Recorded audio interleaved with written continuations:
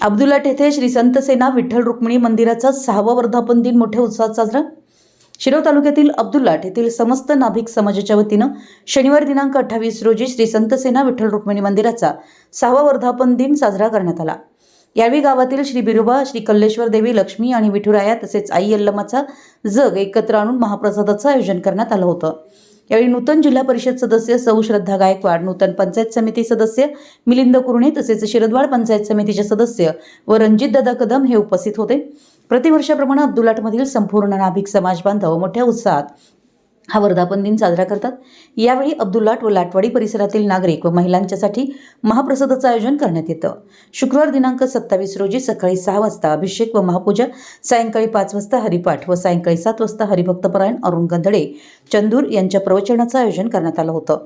शनिवार दिनांक 28 रोजी सकाळी 6 वाजता काकड आरती, सकाळी 9 वाजता गावातील सर्व पालखींचं आगमन व 11 वाजता महाप्रसादाचं आयोजन केलं।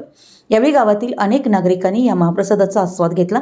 हा सोहळा यशस्वीरित्या पार होण्यासाठी समाजाचे अध्यक्ष संजय न्हावी, संतोष कोरे, सुनील कोरे, उदय न्हावी, आदर्श न्हावी, अण्णाप्पा कोरे, सुकुमार कोरे, प्रकाश कोरे यांच्यासह संपूर्ण नाभिक समाज बांधव व महिला उपस्थित होत्या। विशाल क्रांती वृत्तसेवा, अब्दुलाट।